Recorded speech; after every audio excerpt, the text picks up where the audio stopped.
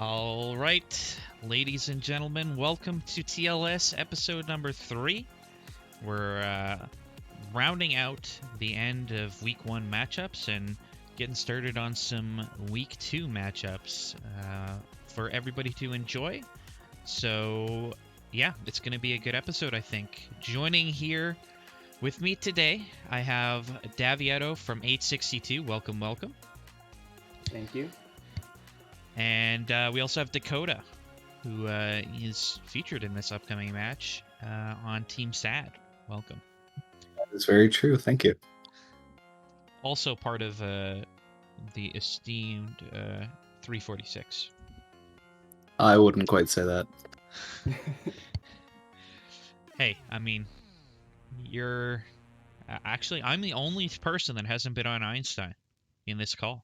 So Wow, kind of bad. kind of the worst. So there you go. Confirmed. Washed. Anyways, we're going to start up with our first match today. And it's going to be the Pushbots versus SAD. Kind of one of our final few week 1 matchups. Thoughts on this match, guys? What are you expecting here? I mean, personally, I think it should be no surprise that SAD probably takes the W here, but probably the Pushbots will make definitely a valiant effort to come back, and maybe we'll see kind of within, I guess last week we were doing like the within 250, so I think the Pushbots can make within a decent margin on all of those matches. Okay, perfect. We're already starting off with the potential bets. 250 sounds like a fair enough mark for me, so why don't we just send it? I'm going to get that up here in a second. With predictions. Mods can actually predict now, which is a brand new thing. Pretty awesome. Start prediction. Say push bots within a 250 point match. Yes or no? 2 minutes starting now. Again, don't vote if you're featured in this series, so I'm not allowed to vote. Exactly. But yeah, definitely don't vote if you're featured in the series, because that's not fair. Very fair. But Curtis4678, he can for sure vote in this. And I want to see some big power cells on the line. I'll keep my 3,000 to myself. Thank you. Fair enough. Wow, fair not enough. even 11,000. Get on my level. Oh no. But yeah, I mean, both these teams, not the best start, we'll have to say. The Pushbots actually currently are ahead of SAD in the leaderboard. So, I mean, obviously strength of schedule is a big difference maker here. SAD playing against Jet Black and losing their match. Meanwhile, the Pushbots played against... I forget. Let's take a look. They played against Les Etoiles. So maybe a slightly weaker team. They were able to take 1 match off them, though. So maybe they're going to look strong here. I mean, yeah, SAD has more total points, I guess, though, which would be good. Not saying it's that's the entire match decided. True. Just maybe different matchups means different things. Yeah, I can't really say much. I'm kind of I have too much info. You're tied up a little bit in the weeds, I suppose. Just a little bit. But yeah, predictions are just about to end. It looks like most people saying yes. So if you want to go for the no and you go for this gigantic sweep, then you might be winning a lot of power cells. I do see Max going in with 110 power cells on no, so maybe he'll win big. Yeah, and looks like that's it. Predictions are now locked, and we're going to see if they can get within 250, which I think they've had some strong matches so far, and it's going to be interesting to see what they can do here.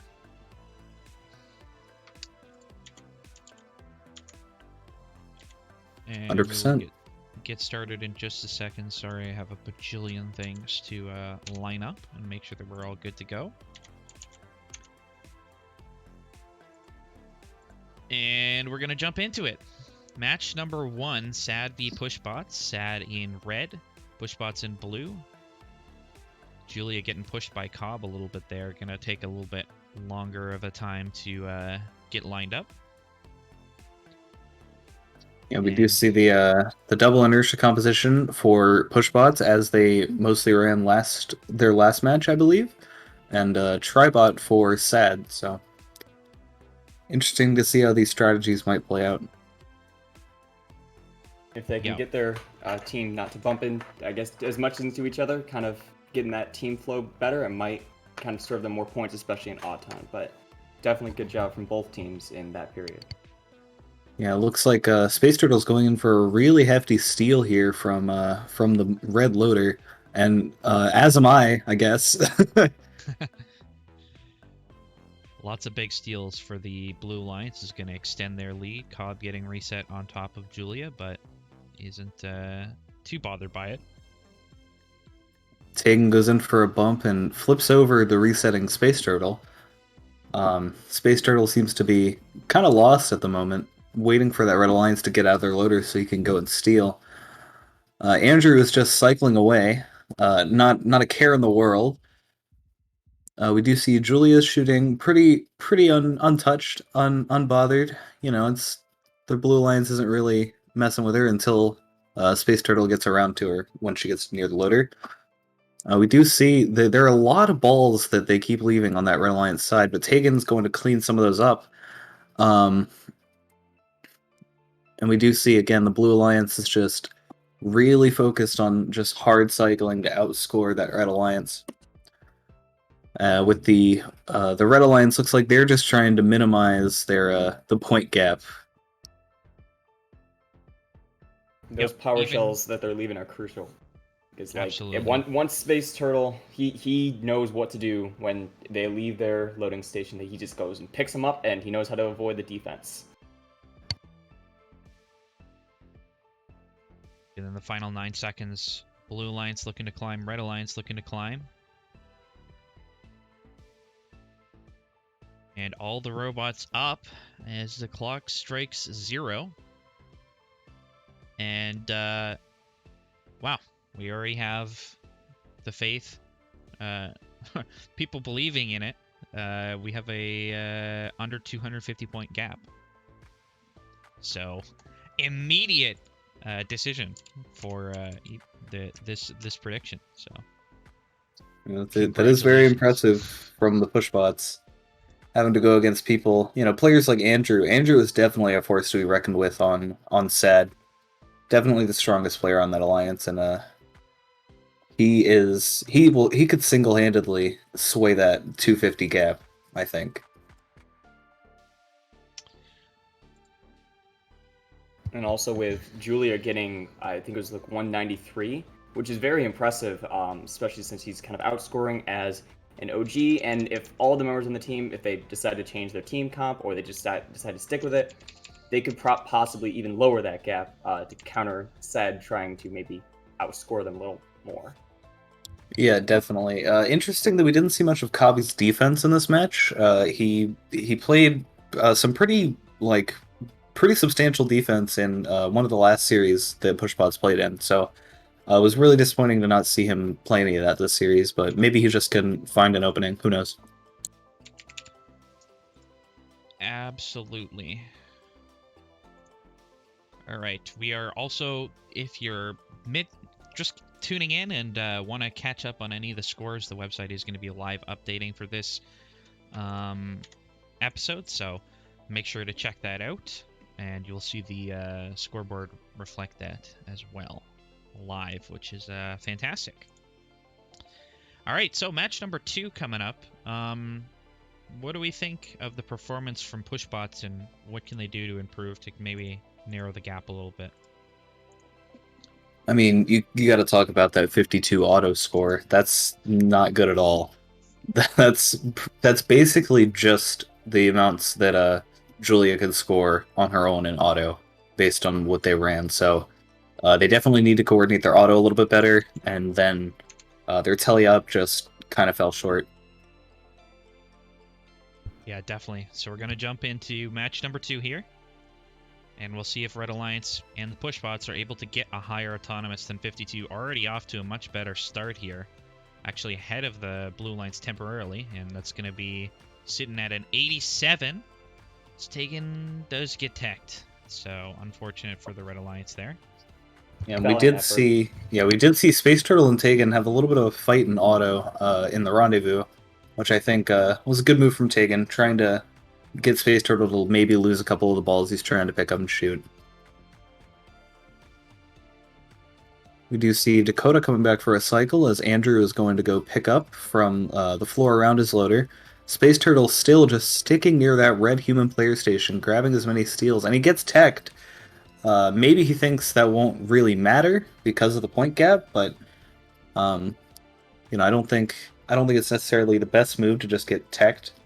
But then again, we saw last week with Casey against Benchwarmers, just several techs a match, just getting all the steals he can, and looks like Andrew is still grabbing balls over there as he does. It gets taken teched. I think that's the second tech the third tech this match so far. Julia going in for a bump on Dakota and then popping the loader to go grab a cycle. Kabi is looking like he's a little jammed over there trying to shoot his little cycle, and he bumps into Julia for a little bit. Going in for the bump on Andrew possibly, and just gonna climber block Andrew. Not something you normally see sort of newer inertias doing, and he gets teched for it.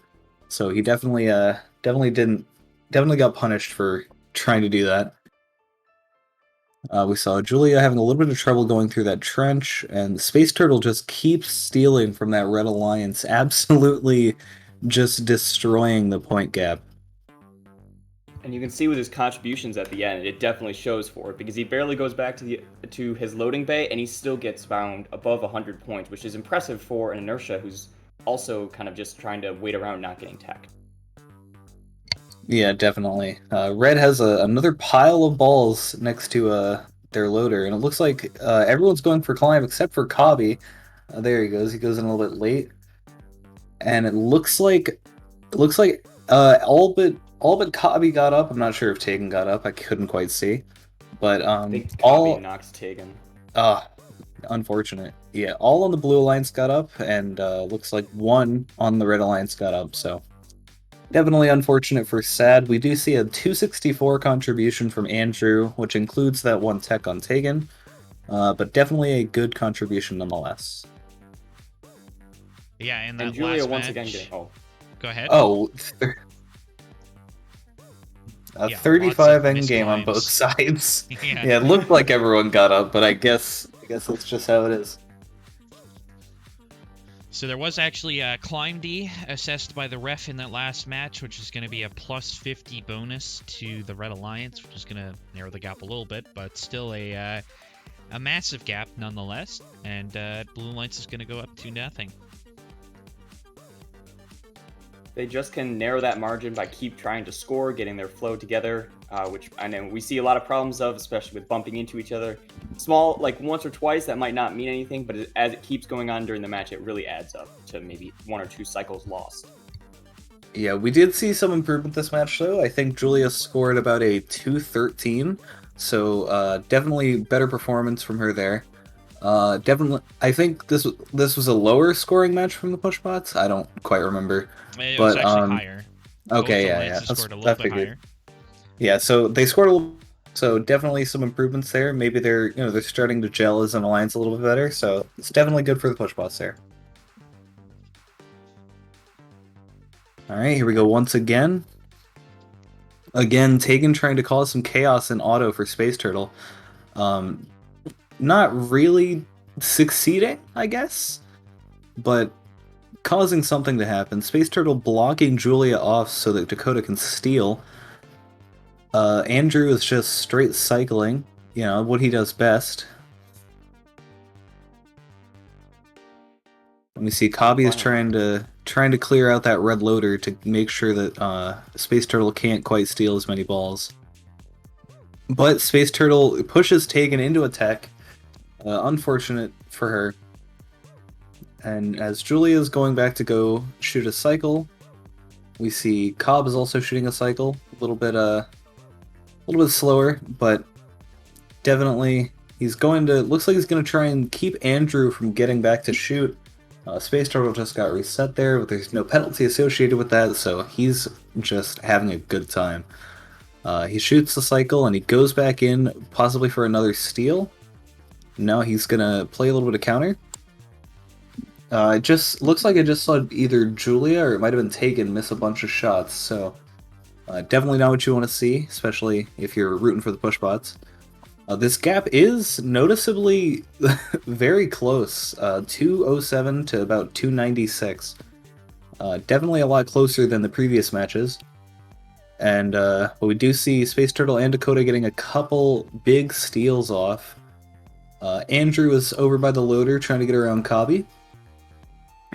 And Julia is just cycling free. Notably, Julia right now is the highest contributor on the field. That might have, that changed because Andrew shot a cycle, but now Julia's back up again. Definitely looks like a better match from the push bots compared to last match. They seem to be working a little bit better together. Yeah, Julia is just going to town with all of these cycles, and it's really impressive. But again, the difference is made by Space Turtle 2 not only taking their power cells, but also slowing down Tegan and Julia and Cobb as they try to get their power cells, which is just a double whammy for them.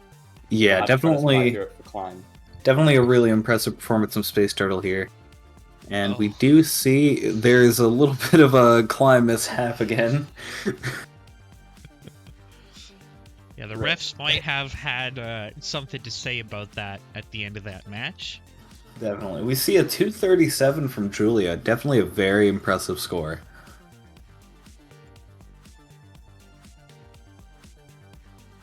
And we can see is very modest about that in Twitch chat right now. Yeah, definitely. She's very modest. I also wanted to introduce Jeff, who is joining us as well in the commentary box a little bit later, but no problem. Welcome, Jeff. Hello.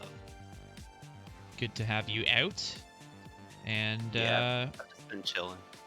Yeah, what are your thoughts so far in the in this matchup? What have you seen that's really stood out to you? Definitely kind of reiterating that pushbots just really need to get their autos and their climbs together. I don't think pushbots have gotten a 90 end game yet. Sad may have gotten one in the first match. I completely forgot we about got that. one in the first match, but Yeah. nonsense. Yes, although the last match, it looked like there was quite a bit of interference in the Blue Rendezvous, so that's a little more understandable. Speaking... Go ahead. Yeah, I think if pushbots were just able to kind of get their auto together, really solidify their climbs, and also just kind of work on their cycle times. It seems like there were times when all three of them were shooting at the same time, which allowed Space Turtle and Dakota just such easy access to those steals. Yeah, I definitely agree.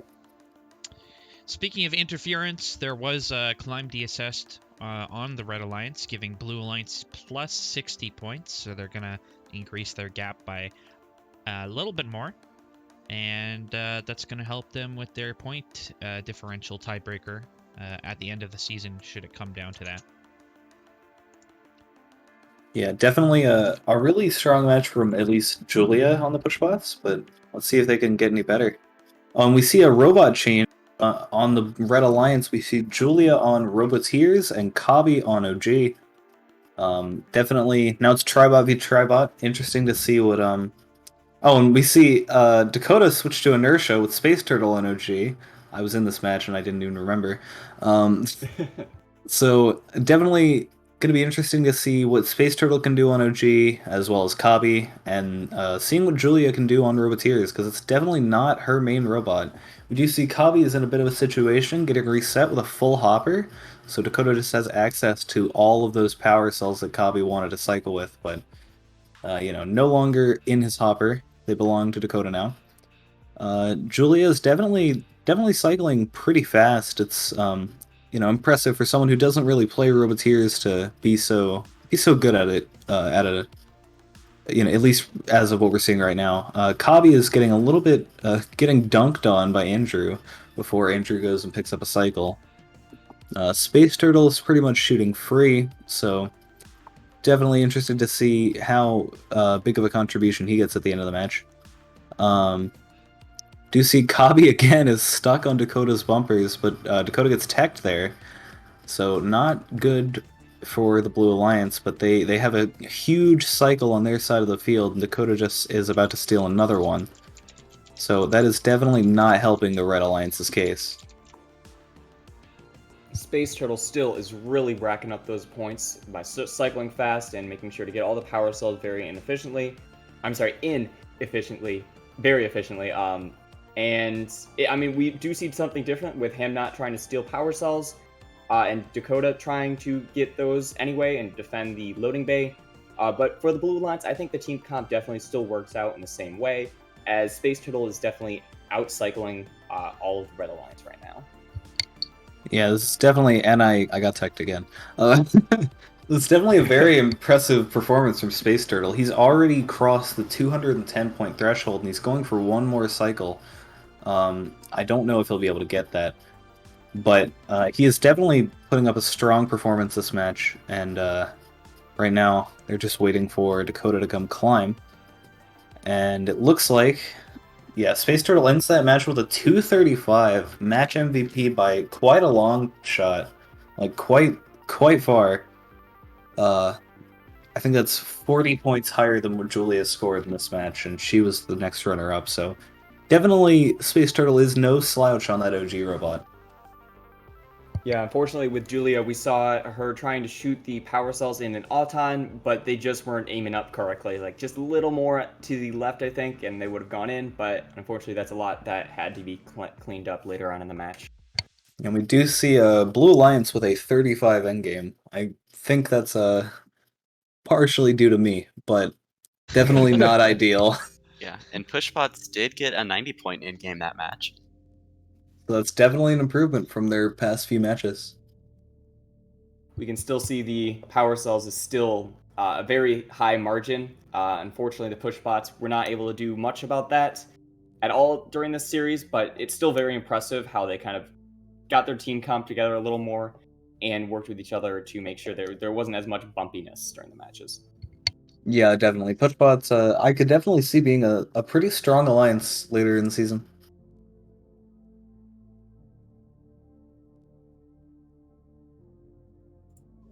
Yeah, but with that, barring no ref calls, it seems like that would be the end of that series. Wow, that looks. Does that look That weird to you doesn't guys? look very good. Did you chroma key out gray? I should. Brennan, I'm gonna be real. That doesn't look great. Wow. Well, we're. Brennan, what happened to I don't know Kachow? what happened. Kachow just doesn't exist. It And what looks happened to beautiful. Benchwarmers? There are no more bench Benchwarmers are benches gone. cold. Warming the bench. They're all warming the bench. Yeah, they're not competing.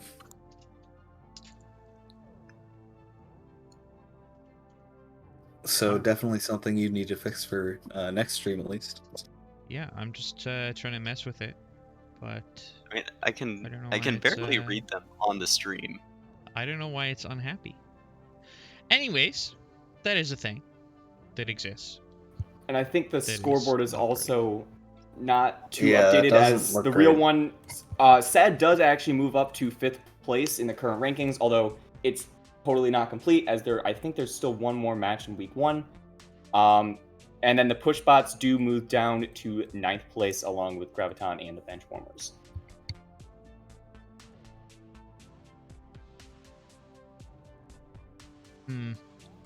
Well, this is interesting. I think it's literally just the website.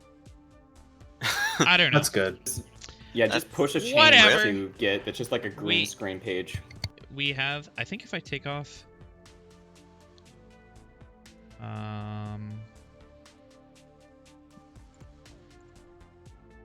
No, I don't know. I won't mess with it anymore. But yeah, we do have SAD moving up into 5th, which is good for them after their less than stellar start, I would say. I agree. So yeah, Go getting ahead. beat by Jet Black isn't stellar. No, it's really not. I'm sure they weren't looking forward to doing that. Like, I'm sure they had higher That aspirations. was definitely not the plan. Yeah. But really, really good job, obviously, from Jet Black pulling off that strong win over a pretty solid competitor, for sure. And the next matchup we will have is Good Vibes versus the French team, which I literally can't say. Les Etoiles. Yeah, absolutely. Yeah, that one. You can Pardon say the it. French. You can say it for everybody now. Oh no. The only reason I know So- how to say it is because I hang around Tegan.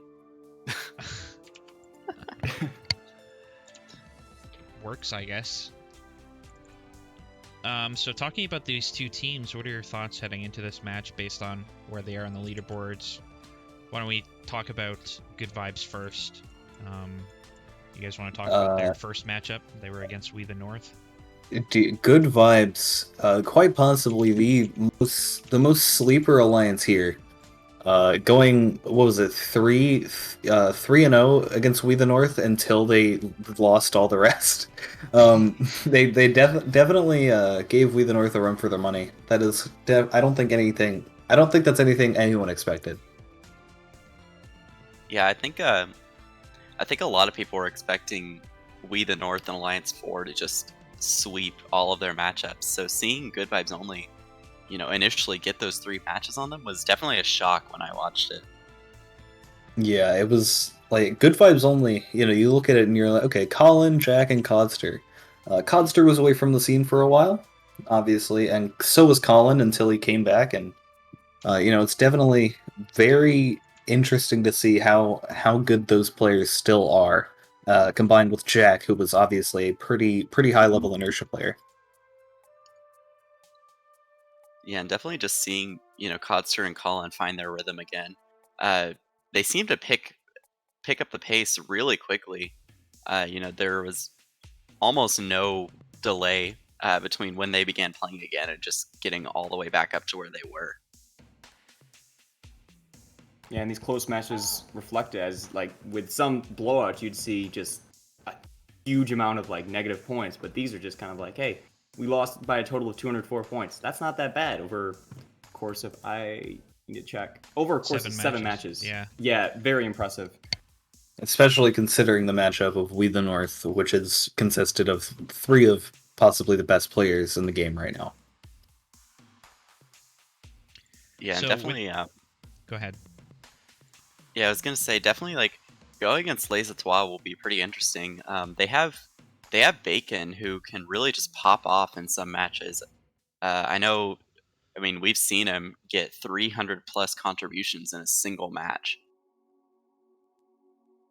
Yeah, again, the problem last week or his last matchup, I think he ran mostly Roboteers, which he's not bad at, obviously. But it's definitely not his preferred robot. So we're gonna have to see if he runs Roboteers again with a Tribot formation, or if he ends up putting Kachow on Inertia again to do double Inertia with Kachow and Maktar. It'll be very interesting. Yeah, definitely. Playing Roboteers when it's not your preferred bot can be just very hard to, be at that level necessary. Definitely, 100%. So, what are your guys' thoughts in terms of a great prediction that we could use here for this matchup? What are you thinking we should put up as a potential option here? Does Bacon break 300? Okay. That's probably pretty good.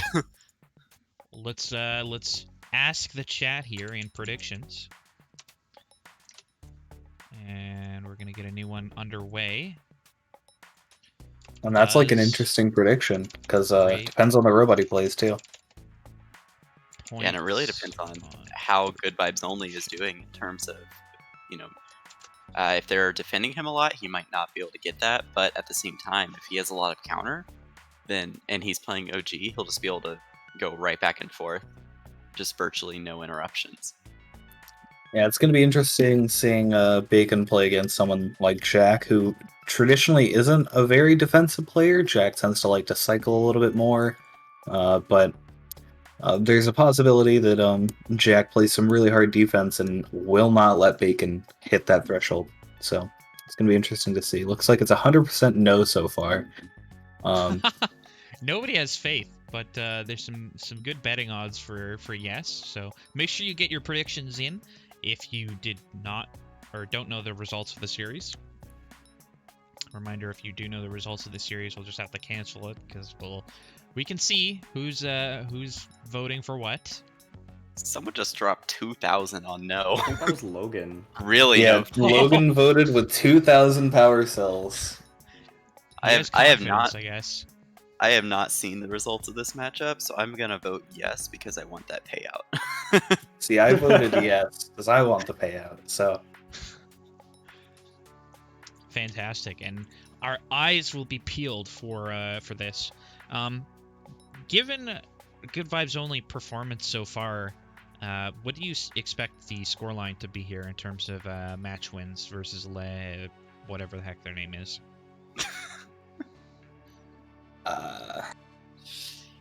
I honestly think that if an alliance doesn't score, over 550, they have no shot at winning. I know that's a bold claim here, but I don't think we're going to see a winning score under 550.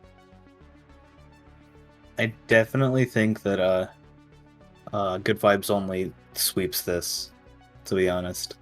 Like 100%. I could be wrong. Maybe the French team has been practicing in their off time, but who knows? I'm gonna give the French team credit. I think there might be more than 4 matches, maybe 6.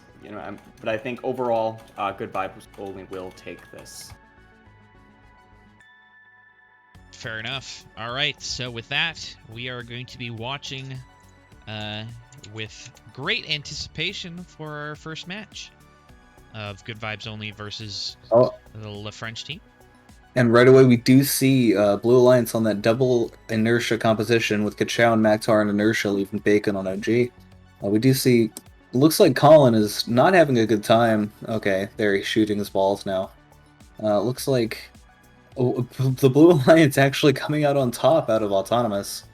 Don't know if that's what anyone expected, but we see Jack going in for a bump on Bacon, so maybe their plan is to really disrupt Bacon and hope that the Alliance suffers the whole. That was an interesting... Jack kind of jumped over Bacon a little bit, but we do see Jack and Codster kind of fighting over their own power cells. Yeah, I saw Jack pull a Nick 862 there, or at least try. Yeah. If he was trying to pull a Nick 862, he needed way more air.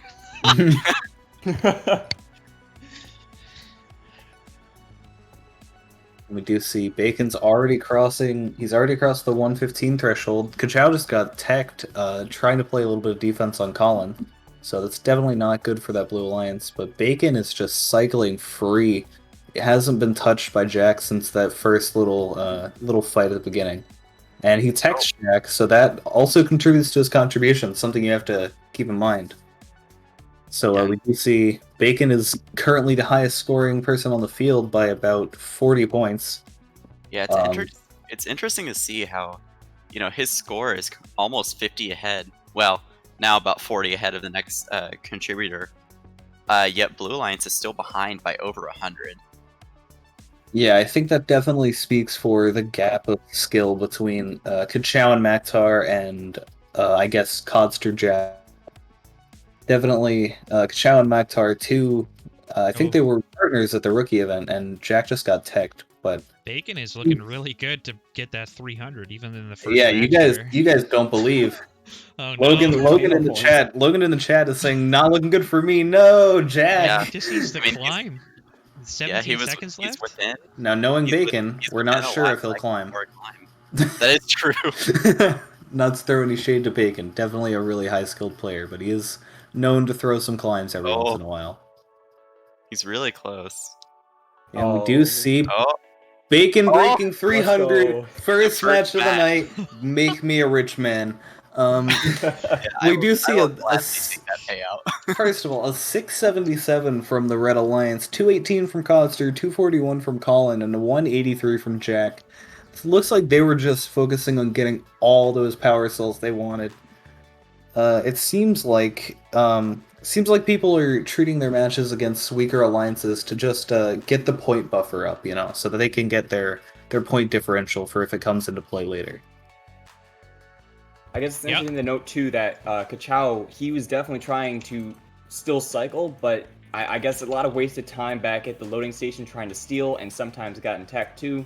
So I mean, if he started trying to cycle more, maybe, or just trying to everyone in the Blue Alliance. I'm sorry, yes, everyone in the Blue Alliance, including Bacon, try to cycle, leave some power cells for everybody else, and I guess not get jammed in that sense too would definitely help them out. Yeah, it seemed the cycling power on the Blue Alliance wasn't quite there. So Yeah, and definitely, we saw 2 techs coming in from each alliance. In this match, it didn't make a difference, but we'll have to see if in this next match it ends up making the difference. See a robot And right change for away- Bacon and Kachao. We see Tribot now. Bacon on the Roboteers. that definitely the robot change makes sense for Kachao, but not necessarily for Bacon. Kachao definitely a lot stronger on that OG robot, but And Bacon- Kotster went for that steal and auto, but I mean, Kachao and I think it was Bacon were just able to push past Jack and get a tech off of him. And made Yeah, him reset, unfortunate. so he didn't even get the balls. yeah, it's just unfortunate for Godster. But Oh. we did see Oh. Bacon getting teched. Yep. There's no reason for your Roboteers to be getting teched.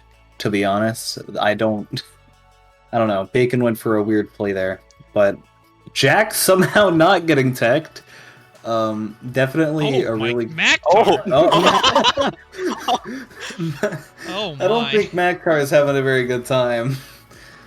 Got the We do launch. see, Kachao is lining up for a cycle. Looks like Jack is going to have a little bit of mercy. Not going to go for a bump, just going to try and straight cycle. Everybody on the Red Alliance is looking really fine with their contributions, all over 100 points so far, and there's 1 minute left to go in the match. Yeah, Jack playing a little bit of positional defense on Bacon, trying to make sure he can't get to that loader. And Jack's going to go clean up everything that Colin and Codster left him. So, seems like the Red Alliance really has it down as to what their plan is. Colin pops the loader, Codster comes in behind, and Jack comes in right behind after that. So, and then, Definitely some good synergy over on that alliance. Yeah, I think the good vibes might help them. It's just you get on that alliance and you're just like you're feeling good, you're ready to play. So Bacon just had a really atrocious pop of the hopper. Not very good from him. Maxar getting in the Bacon's way. I keep releasing my push to talk button accidentally. We do see right now Bacon is at a 237, so not quite where he was last match before endgame. Climbs for blue. Oh, that is really unfortunate for the Blue Alliance. Looks like they had a little bit of trouble in the rendezvous at the end. A very spooky score coming in from the Red Alliance. And this time we do see every member of the Red Alliance above 200. It was very impressive watching the Red Alliance climb. At like 5 seconds, I think Jack had to get his climber up. And honestly, I guess this might be in my personal experience, but I guess if you're playing a robot like Inertia, and at 5 seconds you're lifting your climber up to climb close or on the edges, that is somewhat very difficult. But yet they managed to get all 90 of those endgame points. For sure. Great point there, Daviato. Definitely more challenging to climb on either the Inertia or the Roboteers, just with the sheer bulk of the climber. Can get in the way of things sometimes. Yeah, and the bulk of the robot as a whole, to be honest. You bump into one thing on the rendezvous and your whole alliance's climbs are ruined.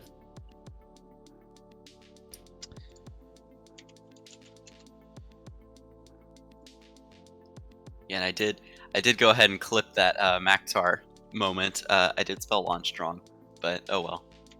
Launched. And we see the third match coming in. Double OG from the Blue Alliance. Not necessarily a very meta composition right now, but makes sense based on the player's best robots. You know, Bacon's best robot's definitely OG, and so is Kachow's, so it does make sense. We see the same alliance composition from the Red Alliance. It seems like they might not be as versatile, but they are both, or they're all three really good at their roles. So we see Bacon is cycling like a madman right now. Definitely the highest contributor on the field right now. Yeah, and definitely just with the Blue Alliance, since they've lost their last 2 matches, and match 2 really wasn't even close. I'm not surprised that they're continuing to change their robot compositions, especially because they really do have some versatile players. Maktar and Kachow may not be top tier at any one particular robot, but that can be an advantage in this scenario where they can just hop between Inertia and OG all they want. Yeah, definitely. And we see Colin is just having no mercy on Bacon, but he gets teched because of it. This is, I think, this is the closest match we've seen in the series yet. 278 to about 242. We do see Kachow is having a really rough time popping that loader, but Bacon comes in to grab his cycle and leaves her to her thing. Bacon again getting just dunked on by Colin, who has taken a defensive role while he's waiting for them to drop balls into his hopper, and Monster trying to bump Colin out of the way, get some power cells. Colin also just lifting up Maktar for a minute. We do see Jack Bacon with a massive steal here. We do see Bacon at 191 at 40 seconds left, so he's not quite looking 300 pace, but definitely pretty high scoring. And we see bumping into the control panel for the points. Yeah, that's Oh, and Jack gets teched, but it looks like he doesn't really care about it. He's chilling, just trying to get as many balls as he can. Yeah, especially, I mean, it's almost a 200-point differential at that point. One tech isn't going to be what makes you win or lose the match. Yeah, definitely. And Jack's going in for a one big last-minute steal at 5 seconds left. He's barely going to make that climb. And it looks like 705 from the Red Alliance. Yeah, definitely a really... And Jack is the highest contributor, the MVP, or not the MVP of the match. Bacon got 300 again, by the way. Jack, the inertia player, the highest contributor on his alliance with a 257. That's actually insane. Yeah, and it looks like 90 endgame from Red, 70 from Blue, so someone may not have climbed, but they were able to hold on to that balance. Yeah, definitely You go ahead. Oh, yeah, Jack once again getting in that clutch at endgame with also getting those, I think it was 2 cycles in, first going to the steal and then going for the steal again, and then also getting the climb to bring them to 90 points is very impressive on his part. Yeah, Jack is definitely a very solid player. Bacon scoring 300, no slouch, honestly. That was again, second time he's done that, and this time it was on double OG, a harder composition to do that with, so very interesting. Going on to our, what is this, the 4th match? Yes. Yeah, triple OG. Codster disconnected from the field. Triple OG on Blue. Not really sure what the strategy here is. Yeah, not quite sure about that. Maktar, not really known for his OG gameplay. And we saw Codster and Colin is going far low goal shot, so it looks like they're memeing hard on this series. So oh my. Definitely not something I thought we'd see come out. And Colin has been sitting at that loader for approximately years because Jack is just not letting the Blue Alliance do anything. And he's coming back in to do it again. And he's not going to get teched because he's bumping through other robots, so he's not technically touching the robot that's in the triangle. Yeah. And I mean, I understand memeing when you're against a weaker alliance and you're already up 3-0. But at the same time, Good Vibes did blow a 3-0 lead against We the North. So yeah, and the Blue Alliance is having some real trouble. Bacon is getting blocked off by his teammates because of the Red Alliance, and right now Colin he's not doing the low goals anymore. probably to his team's happiness. Yeah. I stand corrected about not having a winning score under 550. Yeah, this might be a little bit lower scoring than the last few. And now Colin's doing his long shots, which he is notoriously very good at. Definitely not something you'd see in normal gameplay, but he has definitely gotten those long shots down to a science. So, Jack is just really messing with that Blue Alliance. Maktar and Kachow kind of struggling, and Bacon's just trying his best to make it through. Bacon obviously the most experienced on OG, and Maktar and Kachow. Bacon pushing the balls over towards the red goal. Oh no! But Maxar came up and saved the day. Oh, no. Except he didn't. I don't think that he was Oh, getting out of no. that one. Oh, he got out. Okay, but he lost the hopper in the process. So, and Some they're going. victory space. Okay. Yeah, that wasn't a very good match. True Definitely. 500 winning average or winning match here. Sub 400 winning match here. Yeah, this Yeah. is definitely not your ideal match. Triple OG versus, in the beginning, a long shot, low goal Roboteers. So, interesting combo to say the least. Yeah, only 109 power cells from the Red Alliance. And only 85 from that Blue Alliance, so definitely showing how much Jack just really destroyed that Blue Alliance there. Yeah, so there was a ref call in that final match where Blue Alliance received an extra 25 points due to autonomous Auto defense. So that is going to narrow it to a 93-point loss. Helps him a little bit better, or helps him a little bit with that tiebreaker. Yeah, I was going to point that out, but I wasn't sure if it was actually Auto D, so definitely interesting. Yeah, definitely. Yeah, good I- goals. Yeah, they can be a little hard to catch, so definitely just having the ref there to just, point those things out when, players may not notice. Yep, definitely. Any final thoughts on this series and what you guys saw? I mean, I guess impressive, to a lighter note. I'm impressive sorry. performance from Big. It's fine. Impressive performance from Bacon, definitely, and his alliance also played fairly well. And Good Vibes only again showing that they're a really dominant team and that they're not going to mess around. Okay, you can go ahead now. All right. So, I mean, I personally thought it very impressive that Jack, not only was he able to outscore in the first 3 matches, but he was also able to adapt to the last match, even though there was a little excessive memery in there, because he just knew, if it's triple OGs in the other alliance, that's just going to be fun to mess around with, and he definitely delivered using that strategy. Yeah, definitely. Very good performance from Good Vibes, showing their a team to be kind of scared of if you do have to end up going against them. And I think it maybe was a little bit less of a strong performance than compared to when they were with We the North, but at the same time, it wasn't as strong of a competitor potentially there. So Yeah, just having a little potentially. fun with it. Potentially, yeah. Well, I guess so. Yeah, fair. All right, so we are going to be having We the North versus Benchwarmers up next. So why don't we get some early thoughts on this matchup here, guys? I mean, I'm not saying that Benchwarmers may not have a chance, but I do think that We the North sweeps this series.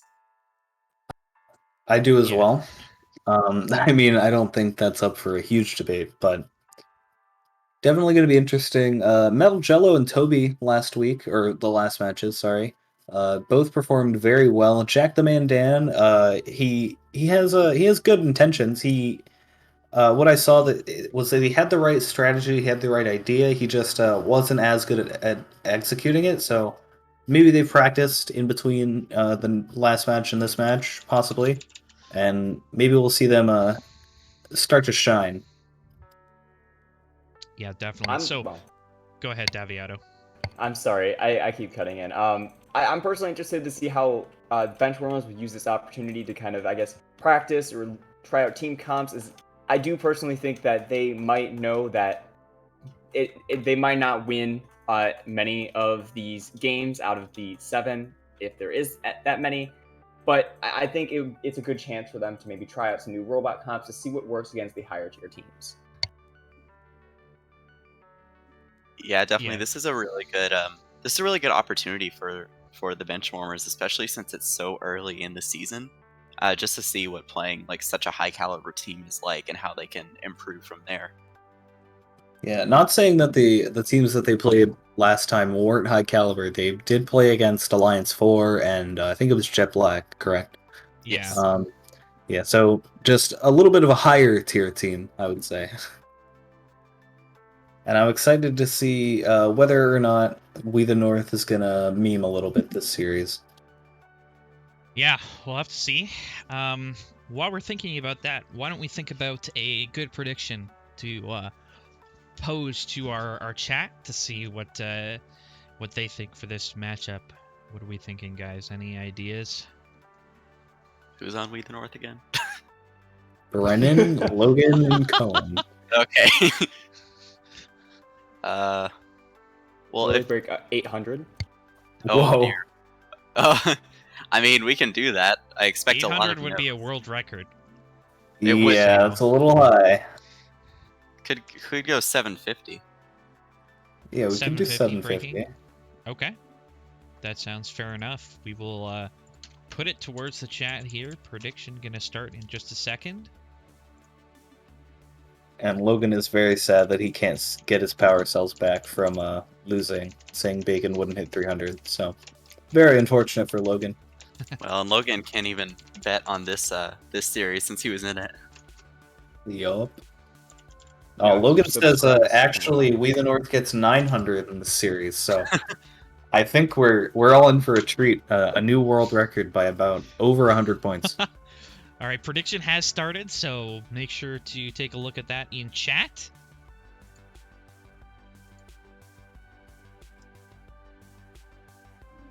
And we are going to get Definitely. started in a sec. 100% towards no right now. Oh, there we go. Someone put in a little bit for yes. But it's Max though, so Max is always going for the ones that are less likely, for sure. That Yeah, the usually chat I doesn't would as believe well, in. but I spent 350 on no, they will not break 750. So I might be wrong. So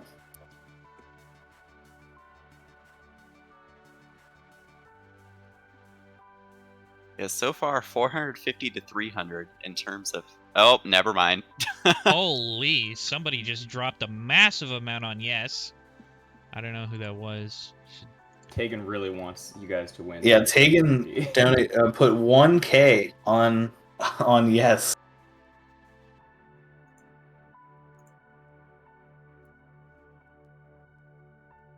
Wait, Tegan, you ref this one. Hello? Hey, that's a little unfair. Hmm. You would think that Okay, well, rule would be kind of seems- assumed, but I mean, it wasn't It if you're in is, the it match, is. it's if you Yeah, know the it's if you know outcome. the outcome. Okay, well, Tegan ruining the prediction. forgot. you forgot Lamau? 750 in the SMH. series, Waxton. You only have a couple seconds to get in. You forgot you forgot refed it? Don't say you don't say forget that. the You have the answers? scores written on your hand. Okay, well, I'll. I was in this match and I don't remember, so I can't. I don't know Alright, if then. she's right or wrong. I don't know. I forgot yesterday too. This is Metal Jello. Yeah, I don't know. Oh, We'll leave it. I think- honor system, but be more careful. yes. Sadly, I think I'm gonna have to head out. So I don't get to see this amazing series, but it was good up to this point, at least. All right, thanks for dropping by, Dakota, and I'm sure you'll catch up with the VOD after. So. Yeah, of course. have a good night, Dakota. Yeah, so definitely looking forward to these matches though. Yeah, we're gonna get started in just a second here.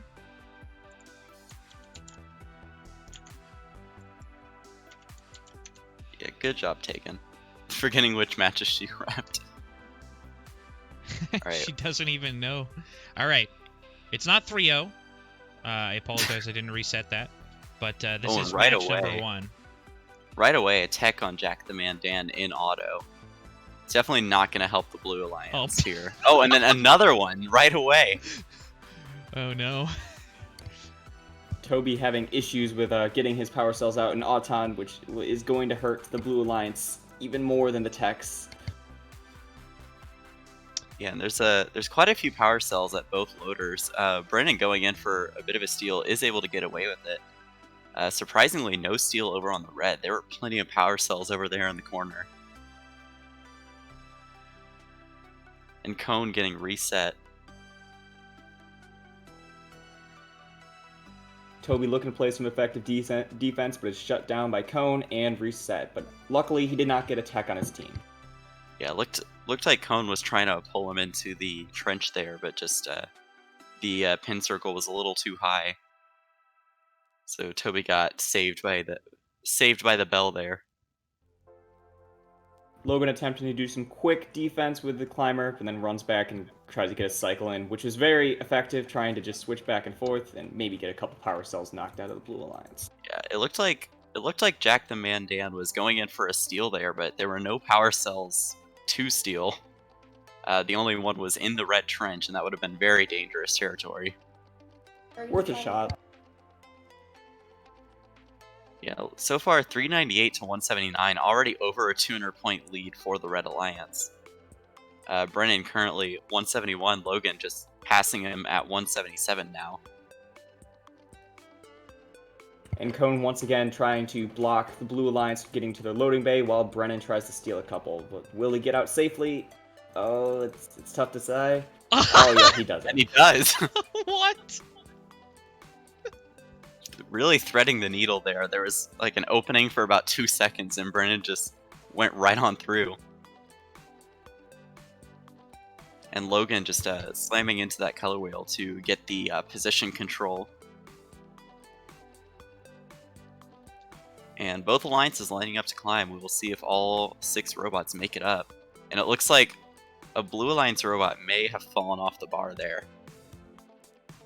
679 to 313 unofficially though, with Logan 265 right away, just bringing his A game. There we go.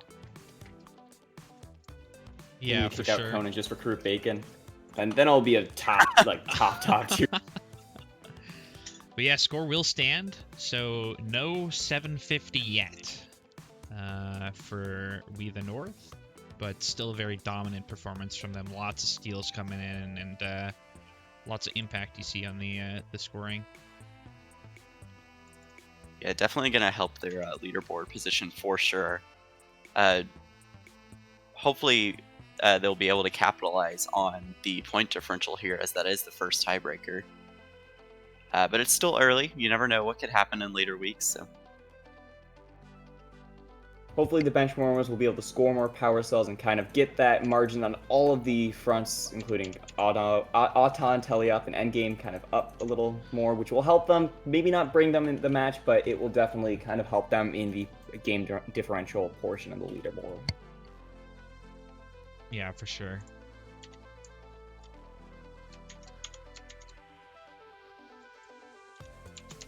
yeah, it looks like we're just about to see the next match. There we go. Looks like Metal Jello is now on Roboteers. Still Tribot for the Red Alliance. I honestly completely forgot if Metal Jello was already on Tiers. Yeah, he was, but we do see Cone and Logan swapping this time. So Logan on the Inertia, Cone on the Tiers. Brennan staying on the OG. I haven't seen a lot of Cone on Roboteers, so this is definitely interesting to see. And so far, it's still working out for the Red Alliance, 170 to 135. It's Brennan And just going in for even more steals. Logan also gets a couple power cells in, which is very impressive that both of them can just run right in, and then Toby just has to fend one off before you can get to Brennan. Yeah, lots of power cells just sitting near Red's loader, though, including in front of Blue's power port as well. So we'll have to see if Red Alliance can capitalize a bit and see if they can pick up a few. Looks like Logan was able to get a few. Brennan just kind of cleaning up the power cells that were there. And Red Alliance already activating the first stage, or the second stage. Get that rotation control unlock. Blue Alliance still not quite ready to activate that stage. Fortunately, we don't see them trying to get on those power cells that were kind of left out near the red loading bay, a little towards the blue power port, which might hurt the Blue Alliance a little bit as Toby does try to get those outer power cells, but not to the inner. So all these major point losses can just add up to a whole ton of points that we kind of saw last match in the points differential. Yeah, and Logan just waiting directly underneath the red power port for those power cells to drift over. Definitely something you have to watch out for when you're popping. You really want to make sure that you're not letting the power cells just go onto the opposite side of the field like that. And Red Alliance already ready to activate the next stage. Blue Alliance looks like they're just now getting about halfway there. But with 10 seconds, I don't think Blue Alliance is going to do the rotation control. Now, we're just waiting to see these alliances try and climb. It looks close. No, it won't happen, unfortunately. Yeah, 630 for the Red Alliance. Still no 750. Yeah, voter or predictions, players sweating a little bit, perhaps. They're a little bit nervous about the results so far. And it looks like there will be a climb decall, actually, for the second match, giving Blue Alliance plus 35. So that's going to give them a little bit of a boost there in the tiebreaker. Yeah, so just unfortunately, we don't see much of a change. The power cells and teleop score, you can see that is just still similar to last match. Maybe the Auton score is a little better, which definitely kind of brings them closer, but that's not really going to make a difference if you're just getting 30 more points in Autonomous versus like 200 points in teleop. Definitely. And just the pure number of power cells scored, 168 to 92. That's a huge difference maker right there. Looks like still Tribot composition for both alliances. We'll have to see if anybody swapped. Logan's going to chase back, I think it was Jack, into the blue rendezvous, and then come back and score on his power cells. Yeah, and 119 to 92. So Blue Alliance definitely getting a lot more consistent with their autos. Logan getting flipped on his side. That's definitely going to slow down the Red Alliance here.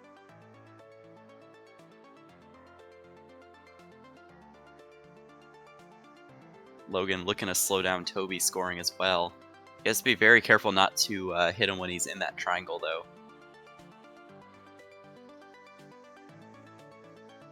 Yeah, oh my gosh. Blocking there. Metal Jello trying to find an angle, but Logan's going to leave him alone eventually.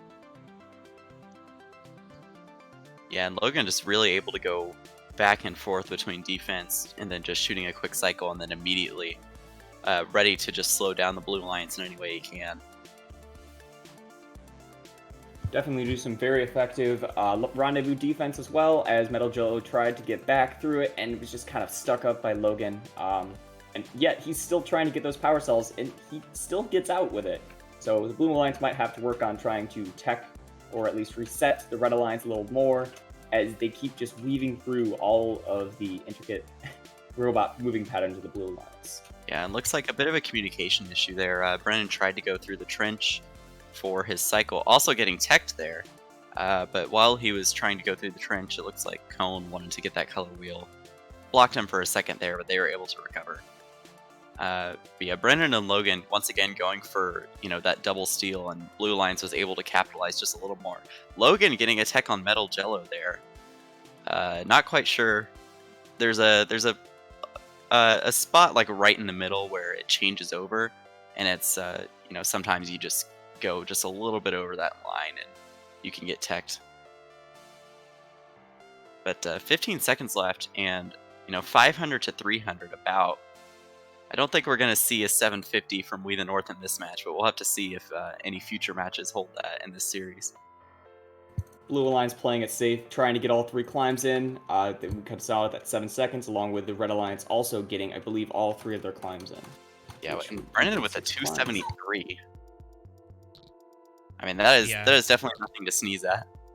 Lots of stealing too. I think pretty much no cycling, because Cone was doing most of that. But yeah, once again, a strong performance from We the North, and at this point, that's what we expect from this alliance. Yeah, notably, their teleop score has been going down, so I wonder if they're just recognizing that these matches aren't very close, so focusing a little more on defense, or maybe Blue Alliance is kind of learning how Red Alliance is playing and is able to defend just a little bit and slow them down. I think a lot of it kind of boils down to they were trying to play a little safe, especially at the end. We could saw them kind of stumbling around as I think they were just trying to make sure they got the climb in, as those are still valuable points. But we can definitely see that reflected in the power cells. Instead of like around 92, 97-ish, like the last 2 matches, they kind of just flat out at 86, which loses them a decent amount. Logan on push spot 2. Not quite sure what's going on here. Blue Alliance still has a Tribot composition. Oh, looks like Jack the Mandan just might have disconnected. Logan's still firing away at push bots, or push bot 2. So I'm gonna go out on a whim and say 750 might not happen. Yeah, definitely Kagan is really regretting forgetting that match. Logan's playing surprisingly well. Yeah, he's doing work with those 1-pointers. Unfortunately, the contributions are not reflecting that. I got the I don't tech, think though. the sim developers thought about that when they were like, "Oh, you think they'll do push bot into the lower?" Nah, they won't. See Cone pushing balls over to Logan to pick up and score instead of shooting them himself, which is kind of funny. We do see a decent amount of points scored by the Blue Alliance, though. Not quite the margin you want to see, especially when one of the other robots is a push bot, scoring in lower. But I mean, it's a valiant effort. They're definitely doing better cycling in this match, though. Yeah, Logan's actually doing really well on pushbot. He's the world record holder, I think. No? Was he? For pushbot? I think he is. Yeah. I haven't kept up with the pushbot leaderboard in a while. I got like 4th one time, then got beat by like 6 people, and I was like, oh, whatever. But 333 to 209 with a pushbot. Brennan on tiers really carrying that score. Did Logan get a tech too? Like, yeah, he somewhere did. in there? Yeah. Oh no. So yeah, definitely 374 to 252 with 18 seconds left. I mean, I'm not sure if I would be sad or impressed if I lost to an alliance with a push bot. Probably a mix try of and do both. the wheel. Oh, he got the Oh, wheel. he gets it. Oh, can he cut the climb? Oh my goodness. He got the park points, but the climb was just a little too late there. That was impressive, though. Wow. But no 750. Unfortunate. So congratulations to the 2 people that said no, they won't break to 750. You just got a big payday there in power cells.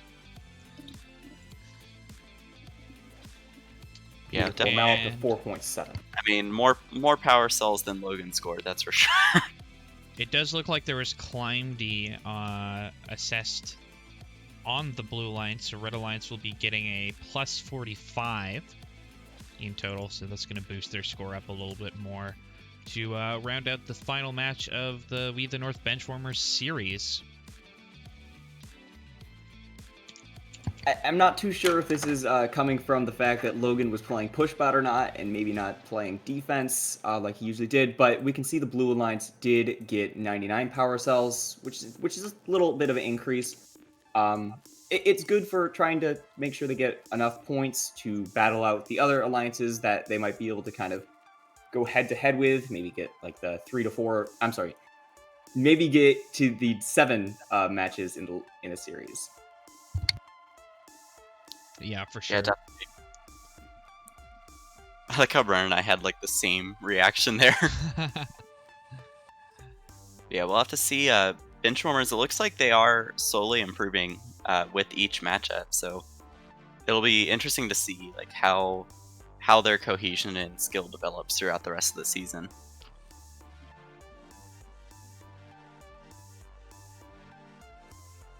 All right, so we are going to see the French team back at it again versus Graviton for our next matchup. So, Daviato, I'm sure you're somewhat familiar, at least, with this matchup. Maybe. I'm not 100%. What were some of your thoughts heading into the matchup as a team for Graviton? As you guys have had some tough breaks early on, what was your plan for against a team that maybe you could be a little bit more competitive with? So I guess coming out of week 1, we wanted to make sure that we were still cycling through enough power cells and making sure to kind of stop techs from happening to try to make sure to edge out every single point that we possibly could. And I mean, we just wanted to make sure that whatever we did, we weren't going to be that affected by the opposing alliance. Yeah, and unfortunately here I do need to head out for a bit, but I will be hanging around in chat. So. All right, no problem. Thanks for dropping by, Jeff. Good to have you. Yeah, thanks for having me. And we are just going to get prepared for our next matchup, as I was saying. But yeah, Graviton definitely looking to just consistent improvement, I think, is a good goal for them to, constantly try and get better and better. Definitely going to be the real difference when it comes to, I guess, the bottom 4, I think, teams in the leaderboard to try to battle out for that 8th spot. And, if it doesn't happen, then it's more about trying to get a good season in, as it's not like there's only a couple matches for them to get done. Yeah, exactly. And, yeah, I'm really hoping that Graviton can get a win, because I think they've had some strong play and that their players really have the right ideas. Just the execution will take a little bit of time for them to kind of get together as a team and make sure that they're executing at the highest level.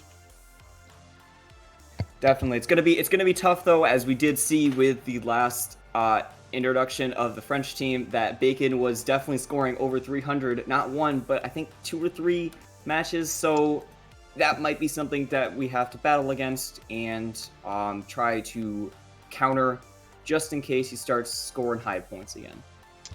Yeah, definitely. Bacon, the real threat from the French squad, as he's a ex D1 player from latter days and has really shown his worth. He's won a few competitions as well, so definitely the strongest player on that alliance. And we'll see what Graviton can do to kind of negate his impact in the match.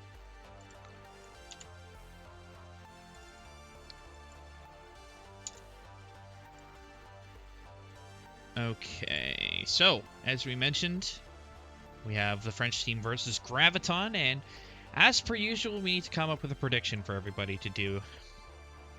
So, what are we thinking here?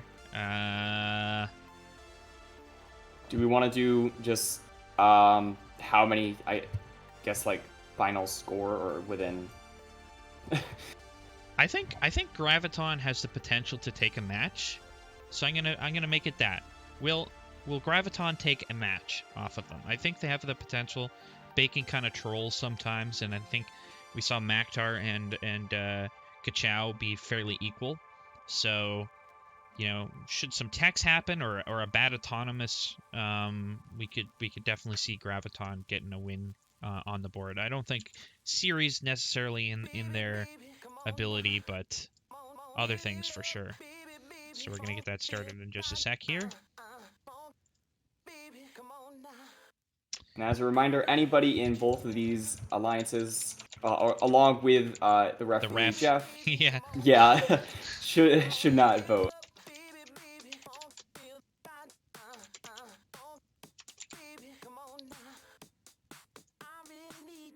All right, so can Graviton get a win or not? And that is going to be in the predictions now. So you have a couple minutes to get that underway. And yeah, I think it's going to come down to a lot of how Flying Dragons has improved and whether or not they can impact the Bacon from scoring, I think, because the defense is going to be really important here. Yeah, at the end, it all comes down to team comp, as we did see from the original matchup with the French squad that it also came down to how well the team comp was. It's good vibes. Definitely were able to kind of work together, make sure that all of them were kind of scoring good amount of points, while the French squad maybe had to work on that a little bit. Although it is expected, as Bacon does high score a lot. And Kachow and Makdar are obviously more expected to stay on the lower end, but maybe they'll get closer margins and try to work together throughout the entire match, and that basically makes a difference throughout a lot of these matchups. As we can see, maybe cycling is similar between the two high-scoring robots on Graviton and the high-scoring robot on the French team. Yeah, for sure. And it's going to be interesting to see the leadership that Max can provide to Graviton, my favorite team, by the way, to watch, and see how he can really develop the alliance, especially with Flying Dragons, who has very limited experience in playing. And I think we've seen massive improvements from them over the course of the season. So most people don't have the faith in Graviton, but now somebody dropping a few power cells there, 1,000 to be exact. And it is, you know, actually fairly balanced. Oh, wow. Literally balanced at the very end, basically going 50-50 here. Yeah, it is 50-50. 4 for yes, 3 for no. Julia with the no faith. And then Metal Jello with the faith. So Metal Jello's got your back, Daviato. He has the faith in your ability to pull off one. And we're going to see what happens here. Thank you for the faith, Metal Jello. It means a lot.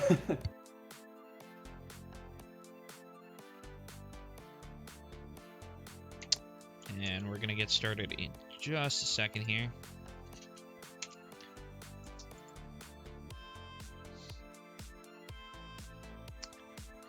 All right, so talking about robot compositions, looks like we have double OG for the Blue Alliance, which we've seen them kind of favor towards. We know Max isn't a fan of the Roboteer.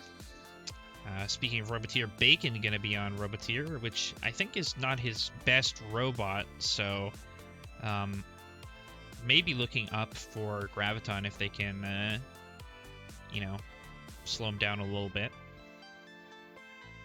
Yes, definitely. I guess the Red Alliance definitely probably knows that this might be a different matchup than the one with Good Vibes Only, so they're trying to make sure they get the perfect team comp against the Blue Alliance.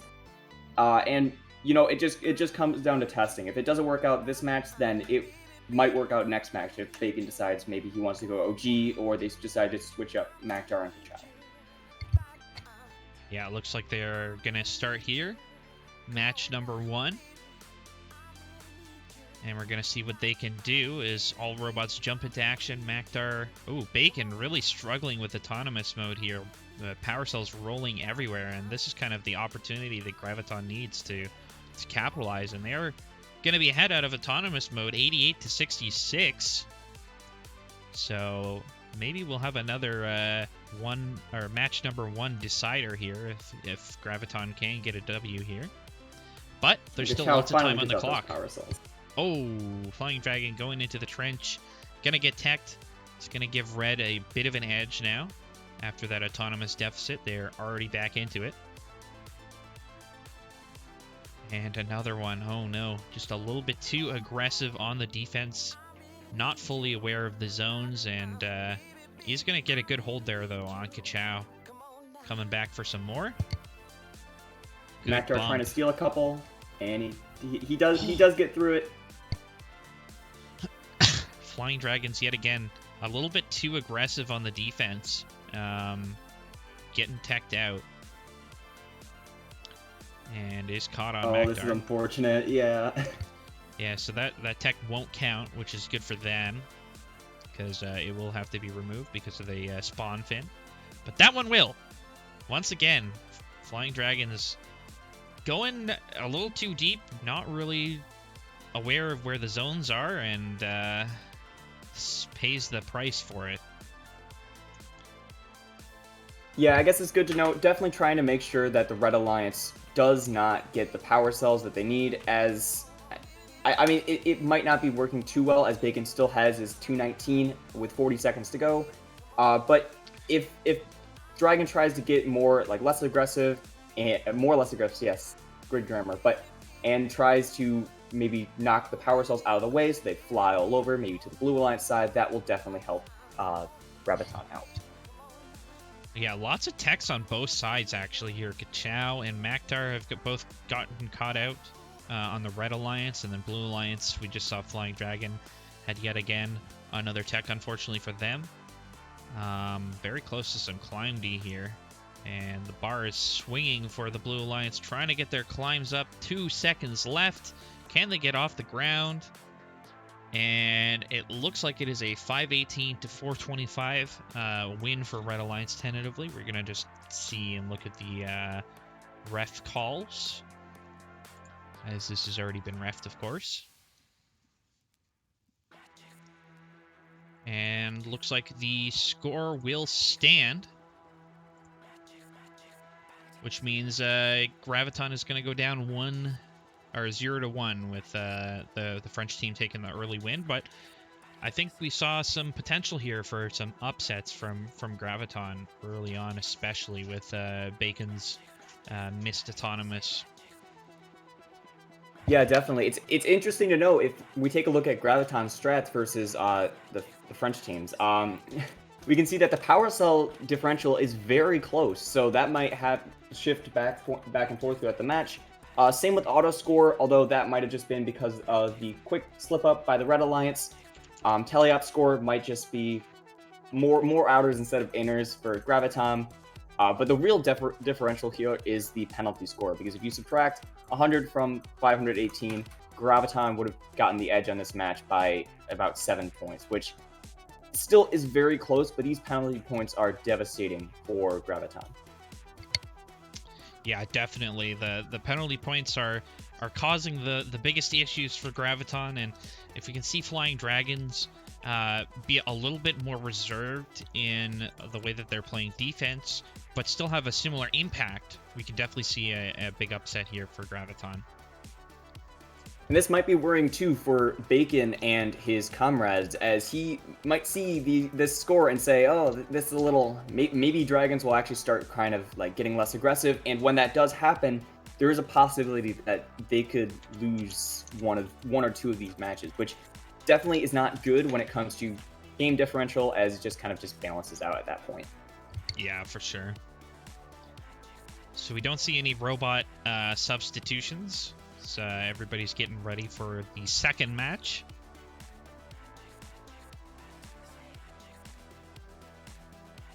And we're going to get this underway. See if Bacon can manage a cleaner pickup. Looks like he is much smoother this time, so hopefully Red Alliance is able to find a better autonomous mode here, as they are going to find their shooting positions very quickly. Ka-Chow did get a pretty good jam there, and Red Alliance is going to be ahead by a little bit coming out of auto. Fortunately, Blue Alliance wasn't able to get as much of an auto, probably because of jams and other power cells just flying about during the entire period. Flying Dragon starting where they left off with the technical foul early on, but you got to say, really affecting Kachao's ability to score. She has just barely get a shots off, and then already Flying Dragon's back in, but it is going to be another tech. So, unfortunate there. Yeah, Kachao's one of the links that Graviton needs to kind of take out to kind of get more of the edge on this match, as, I mean, sometimes Kachao has trouble with the Hopper already, so if Graviton can capitalize on trouble in the Hopper, then that might actually bring the Red Alliance points down. Yeah, definitely disrupting Kachao from scoring, for sure. Doing a good job of that. And if they can just manage to stay out of those danger areas where they can get technical fouled. Ooh, there's another one, unfortunately, for Flying Dragons and the Blue Alliance that's gonna hurt. Just the penalties continue to stack up against them. And Red Alliance keep flinging those power cells into the power port and getting ready for one of the stages. Oh, man. Double techs. This time Maktar and Flying Dragons at the same time. And Flying Dragon again? Oh, no. Perhaps just a little bit of a lack of awareness of where those penalty zones do exist. Because it does appear to be a repeated issue. Although they are doing a good job of stopping Kachao from getting any shots off. Definitely. And Maktar is trying to take advantage of the situation, too, by trying to take what maybe Dragon might not have yet, and... Oh, my. Oh, no. So that did appear to be a ref call here that is going to be incoming. But, yeah, tentatively, Red Alliance, massive lead here. And if we look at the breakdown, once again, penalties making pretty much all the difference here. 200 points and fouls is not the best, but, you know, Graviton definitely could, you know, pretty much be neck and neck without those fouls. Yeah, definitely. The Red Alliance, though, did kind of get a little better when it came to cycling. We did see in the Horns contribution, although it might kind of be a little skewed with the penalties, Bacon and Kachao really up there in the 200s. I think more of Bacon was the cycling and more of Kachao was getting the tech on Dragon. But overall, very impressive by the Red Alliance trying to kind of carry out, make it a little easier for them to kind of sigh a breath of relief as they come out with 119 power cells versus Graviton's 102, which is a close 17, but it's much better than last time, which was like 3 or 4. Yeah, definitely.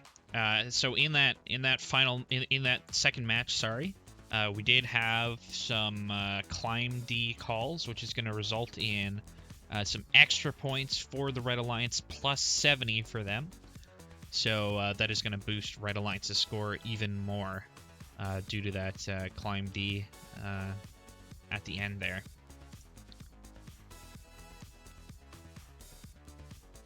Yep, it's all going to come down to Graviton maybe trying to get Dragon to maybe get a little off D and start cycling, or just try to play a little safer defense. And hopefully Red Alliance will also try to see that there's a threat coming in. Again, it's only 2 matches in, so there's still a very good possibility that Graviton can maybe take a couple still.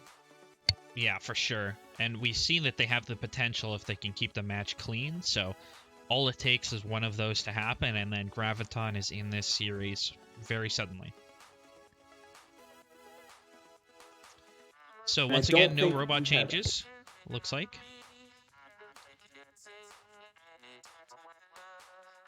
And they're just getting prepared.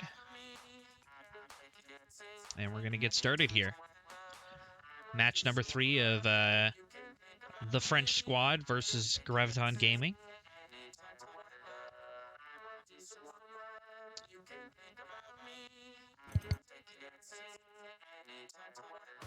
And we're seeing some great autonomous modes from both sides. Kachao a little bit slow to get her autonomous off, but he's going to get it off, and Graviton has a lead coming out of autonomous here by 16 points. So once again, it's going to come down to whether or not Flying Dragons can keep this a little bit cleaner.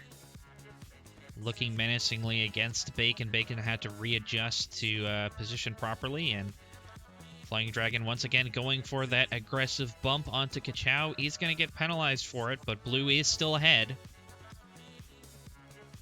And really disrupting Kachow's flow here with the scoring potential. And another Maktar good looking bump. to get a quick power cell. Yeah, he definitely wants to try to take advantage of the 3 or 4 that's left out every single time that Max and Daviato pop the loader. Yeah, and Max was almost able to get Maktar on that tech there at the end of that kind of interaction between the two, and you know, could bring Blue back into this. They're only 20 points down. Flying Dragons tantalizingly close to getting a tech, and oh no. Once again, Kachow recognizing that Flying Dragons is willing to go a little bit too deep with these technical fouls, and man, 3 in a row, that is rough for the Blue Alliance. 4. Oh my. Yeah, it's interesting to note that Kachow does try to go back to his original position usually, which is something we don't normally see. When OGs usually are kind of put in under defense, they usually go into the triangle and start adjusting their hood to make sure they can just get the outage. But no, Kachow just wants the dedication to getting those inners. Yeah, and, you know, Flying Dragons keeps giving the techs over, so I don't think Kachow is too sad about this one. We're already up to 225 points in fouls. That is rough for the Blue Alliance. Flying Dragons gonna commit to the climb now. 8 seconds to go. But we see Red Alliance getting a little bit mixed up there, causing some issues, bumping the Blue Alliance a little bit. But Red Alliance with a pretty commanding lead there at the end of that match, 628 to 483. So interesting to note, I mean, Kachow, obviously, he scored above 300 with those techs, but Bacon, he didn't even break 250. So, I mean, earlier on in the match, I saw a couple of short cycles by him. He was shooting 3 or 4, so that might have made the difference. And inside the power cells, we can also see that they didn't get as many, and so Bacon might have had a little trouble cycling throughout that. Personally, wasn't watching a lot for that, but I think the score definitely reflects what happened there. Yeah, well, Kachow dropping the 321, very impressive. There was climb D, but it didn't actually result in any additional points there. So the score will stand, and Red Alliance on series point here, 3-0 so far. Yeah, Graviton outscoring the French squad on every aspect except penalty, and that's where it comes in. And that's why, especially in competitions, those penalty points really kind of bite hard, because you're in a qualification match, and then someone on your team that you might not be too familiar with their strategy starts kind of getting a couple penalty points, and that's where the whole match falls through. So GLS is a little easier to manage as you're able to kind of train together with your teammates. But then when it comes to, I guess, competitions, that's when it gets hard, as, you know, you might not know, and you just kind of like, oh, I see you once, I play with you once, see you. Yeah, for sure.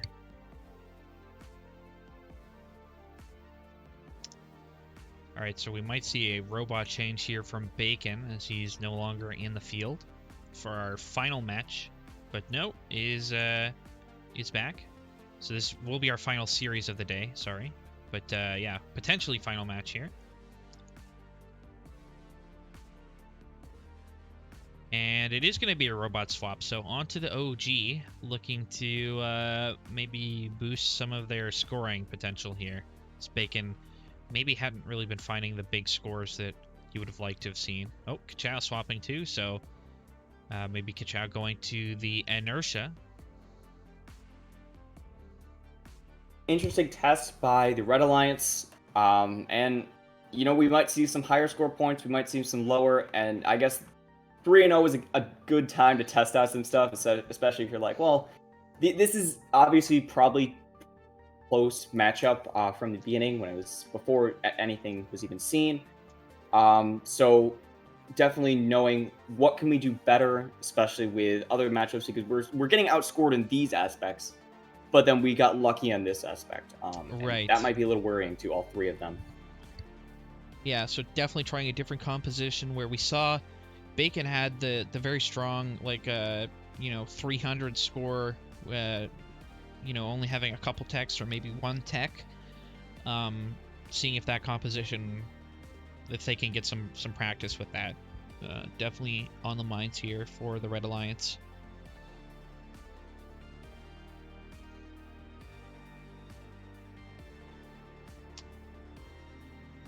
Just gonna wait for everybody to get ready.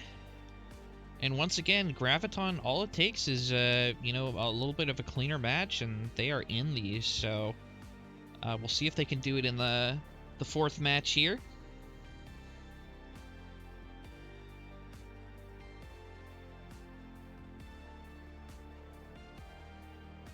Bacon getting a little bumped in autonomous period. Big jam as well for the Red Alliance. That could be a problem here, but they are able to recover. And they're going to be tied coming out of autonomous mode. Actually, Maktar getting caught out by Max. A little bit over eager to play some D there. Similar mistakes on both sides of the field. We see Bacon now. Oh, getting the tech foul off on Flying Dragons. Yeah, both alliances need to watch out on the defense with Maktar on the Red Alliance and Dragon on the Blue Alliance to make sure that it's not going overly aggressive, because, again, these points, like, cycling doesn't really matter if you're getting a lot of penalty points for your alliance, or, losing a lot of penalty points for your alliance. Yeah, definitely, and this one's a very close matchup, only about 10 points separating these two alliances, so even one mistake with a foul, Flying Dragon's very close, but isn't gonna get caught out this time, which is really good. Blue's ahead here. Blue. Yeah. Hopefully that will last. Maybe just a little tolerance still in the defense. Maybe Maktar is trying to get it. Oh. Yeah, so that's going to swing it into Red Alliance's favor by a little bit here.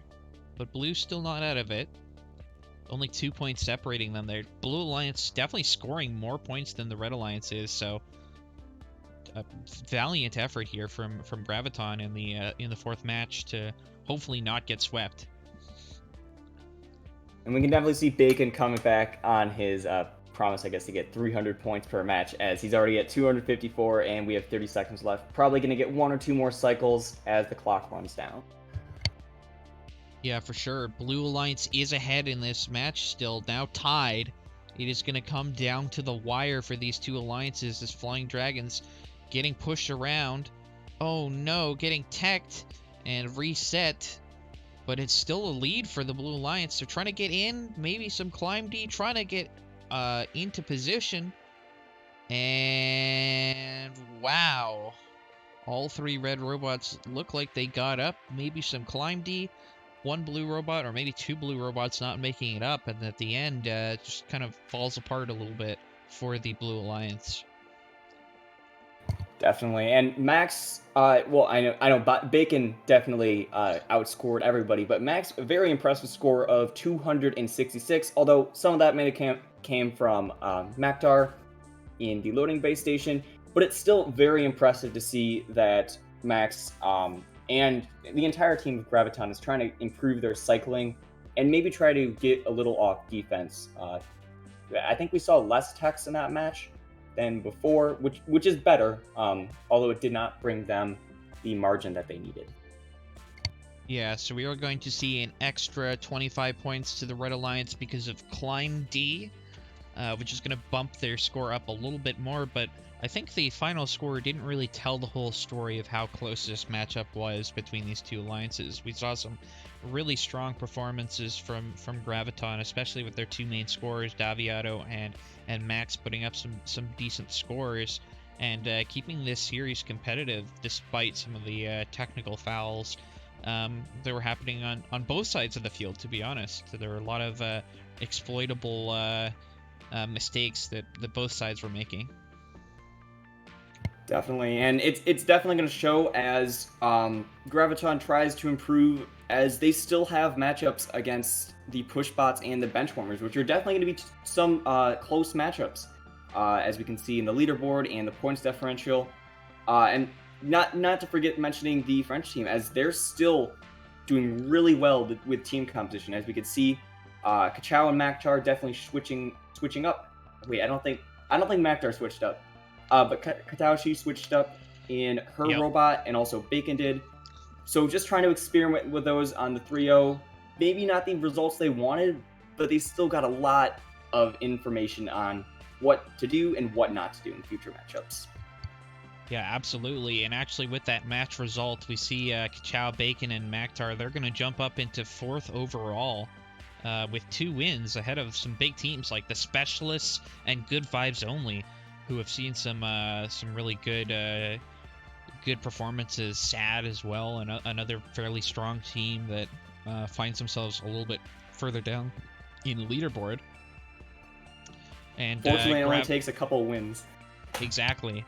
And Graviton sitting in 10th, just ahead of Benchwarmers, so that's going to be an exciting matchup. And as you mentioned, too, push bots as well. We haven't seen any of those bottom 3 teams play each other yet.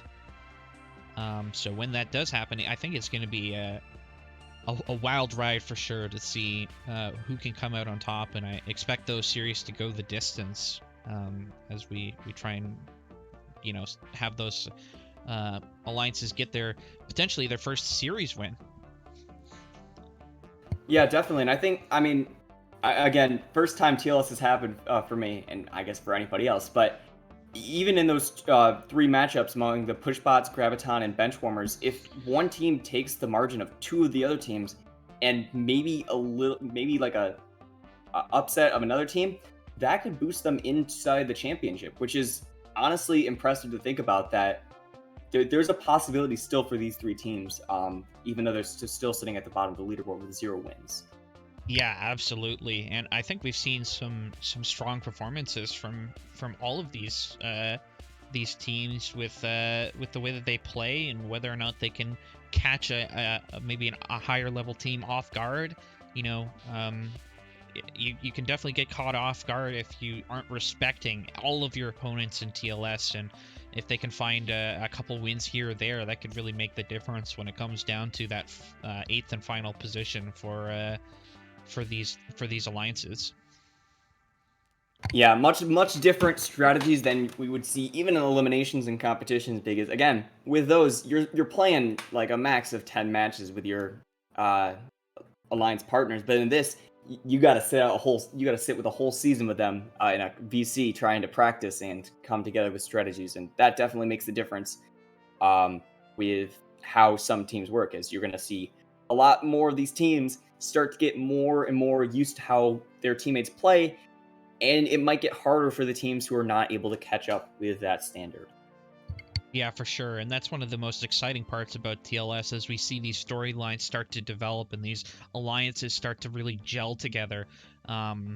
Seeing how they can improve and how things fluctuate week over week, and maybe we'll even see some rematches between some of these alliances in the championship bracket. So maybe some improvement, and then we get to see 2 matches or two alliances that previously played together and a different result potentially coming out of it. So definitely going to be interesting as we follow TLS. But that is all we have for episode number 3 for TLS tonight. So thank you guys for tuning in and watching. We love to see the support, love to see the engagement. We're gonna wrap up the predictions, which I mentioned I should do. Graviton unfortunately not quite able to get the win, so congratulations to those people who predicted that nope, they weren't going to get it. It was 50-50, really close. But we will see. Good job, Julian, betting against us, but hooray, you got like 4,000 power cells. 4.9 thousand power cells, yeah, going to Julia and 2 other players, so great job. Logan saying he almost spend got them all directly back. in the raid. Yeah, exactly. I'm not sure if Nick is around to guide that, Julia. But we will hang out for a little bit. But yeah, thanks guys for tuning in. Great action today, and we've got lots more TLS action to come over the next few weeks as we continue to see some of these matchups where, you know, these evenly matched up teams are going to be playing against each other, and I'm excited to see another series go to 7. We've already seen 2 so far, and I expect there's going to be more 7 series matchups in the future, so going to be great. All right, so Yep, thanks I'm for really joining us, excited. Daviato, first time commentator. Hopefully you had a good time, and if anybody else is interested in commentating, shoot me a DM and we can get you set up for some action and talking about what you guys have learned and what you see in each of these matchups. Thank you for having me. All right, guys, we'll tune out just for a bit, but thanks, guys, for tuning in.